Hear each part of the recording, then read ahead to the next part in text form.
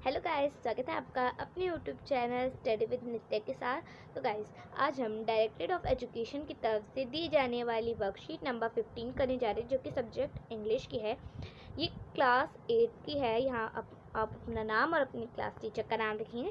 तो गाइस, जो आज हमारी वर्कशीट है वो लेसन बेस्ड है, वो भी सुनामी पे। ये पार्ट 2 चल रहा है। पार्ट 1 की भी जो है वर्कशीट आई थी, जो कि हमने कर चुके हैं। अगर आपने अभी तक वो वर्कशीट नहीं कर है तो आप मेरे चैनल पे जाके वर्कशीट नंबर जो है 1 सुनामी की कर सकते हैं। तो गाइस, फर्स्ट क्वेश्चन है, A give below and some picture as carefully drills condition in school. Do you recall any transparent for fire safely of earthquake safely held in your school? Write yes or no in the boxes below each picture. तो guys, इसमें हमें बताना है कि हमें ये बातें, ये जो पिक्चर दी गई हैं, ये सब बातें क्या हमें हमारे स्कूल में बताई गई हैं। तो गाइस, फर्स्ट पिक्चर है कि यहाँ पर देखा है बच्चे हैं। जब ये अर्थ को एक आना चाहिए, जैसे अगर हम ज़्यादा पास है तो हमें जल्दी से बाहर निकलना चाहिए। एक लाइन में एकत्रित होके ही जाना चाहिए, मतलब भीड़ भड़ाका एकदम से धक्का मुक्की का जो है हमें सिचुएशन नहीं बनानी चाहिए। एकदम एक सीधी कतार में आना चाहिए। तो ये भी हमें बताया है स्कूल में, तो यहाँ पर यस आ जाएगा हमारा। और सेकेंड है, इसमें अगर हम क्या बोलते हैं डोर से ज़्यादा दूर हों और हम अपनी क्लासरूम में पढ़ रहे हों, तो हमें क्या करना चाहिए, अपने डेस्क के नीचे ये कोई ऐसी चीज़ जो बहुत ज़्यादा मजबूत हो, जो किसी चीज़ के गिरने पे भी ना टूटे, उस चीज़ के नीचे हमें छुप जाना चाहिए। पर स्कूलों में अधिकतम हमें डेस्क के नीचे ही छुप जाना चाहिए। तो ये बातें भी हमें बताई गई है। तो यहाँ पर हम यस लिख देंगे, और यहाँ पर ड्रॉप लिख रखा है, कवर लिख रखा है, होल्ड ऑन लिख रखा है। तो गाइज, ये बातें भी हमें जो है बताई गई हैं, तो इसमें भी यस आएगा। जो आपको बातें बताई गई है उस पर आप यस करना, और जो बातें आपको नहीं बताई गई हैं स्कूल में, तो आप उन चीज़ों पे आप नो करना। अब गाइस, ये फोर्थ पिक्चर है। इसमें हमें दिया गया है कि एक आदमी है, एक फायर लग गया, फायर वर्कर से इसको आग को बुझा रहा है। तो ये बात भी हमें स्कूल में बताई गई है, तो यहाँ पर हम यस लिख देंगे। अब गाइस, बी पार्ट है। बी पार्ट में बोला है, here is another story for tsunami Tilly Smith, a British schoolgirl, was able to save many lives when the tsunami struck full in tsunami. Let us recall how. तो guys, ये आपको मैं पूरी story नहीं समझाऊंगी, क्योंकि गाइस ये हमने मतलब जो आपको जो सुनामी का आपका चैप्टर, उसमें ये बातें पूरी बताई गई। तो मैंने अपने चैनल में सुनामी का जो है चैप्टर को मतलब एक्सप्लेनेशन करी है। तो गाइस, इसमें हमें बताया गया था कि एक लड़की होती है, हमारी जो कविता होती है, जो लेखक होती है, जो कविता की जो लेखक होती है, वो हमें ये बताती है कि एक वो क्रिसमस सेलिब्रेट करने अपने घर आई होती है। और जब ये सुनामी आई थी तब 26 दिसंबर 2004 में सुनामी आई थी। और कैसे उस ब्रिटिश गर्ल ने उसको सुनामी से बच के आई।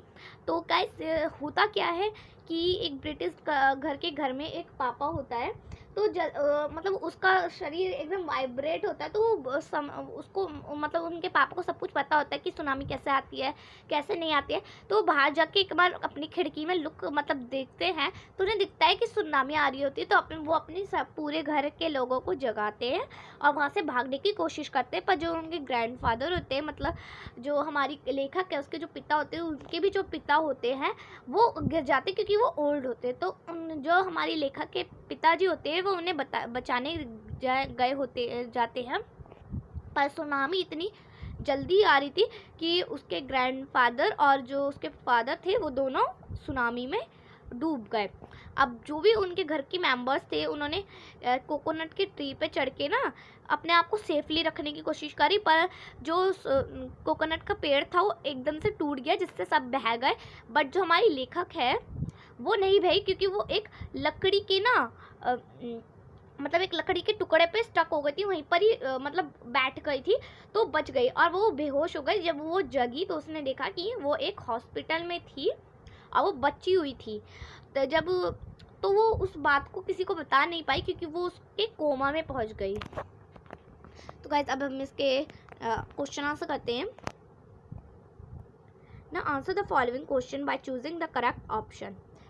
हमारा फर्स्ट क्वेश्चन है, why did Tilly as father come to Thailand. जो हमारे लेखक के पिताजी हैं वो थाईलैंड क्यों आए थे। तो गाइज वो क्यों आए थे इसमें हमें बताया गया, इसमें लिखा है to celebrate her sister as birthday, ये बी पार्ट है टू सेलिब्रेट क्रिसमस। तो गाइज वो जो है क्रिसमस को सेलिब्रेट करने आए थे, तो आएगा हमारा आंसर टू सेलिब्रेट क्रिसमस। अब हमारा नेक्स्ट क्वेश्चन है, सेकंड क्वेश्चन है, where did the Smith family and the another on beach to go escape from the tsunami। तो इसका आंसर है, फर्स्ट है to the third floor of the hotel, या B to a nissi house.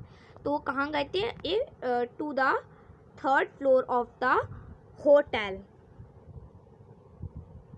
अब हमारा C part है, Tilly saved many lives because she remember her geography lesson, fill in the blanks with what as learned in his geography classes। उसने अपनी geography की जो classes है उसमें क्या क्या समझा था, सुना।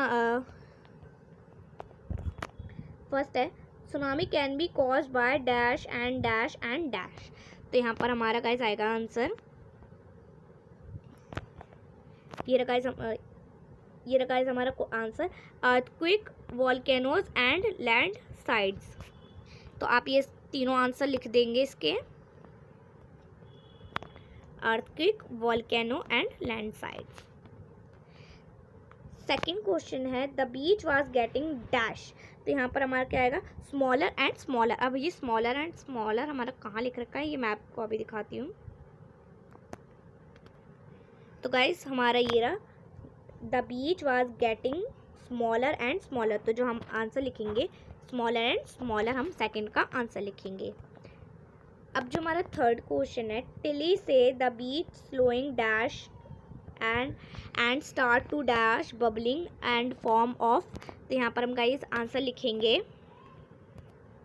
तो हमारा गाइस आंसर ये रहा, rise and start to form bubbling and the white poles, water poles आएगा। तो यहाँ पर हमारा Tilly says the beach slowing rise and start to form bubbling and form wall pails.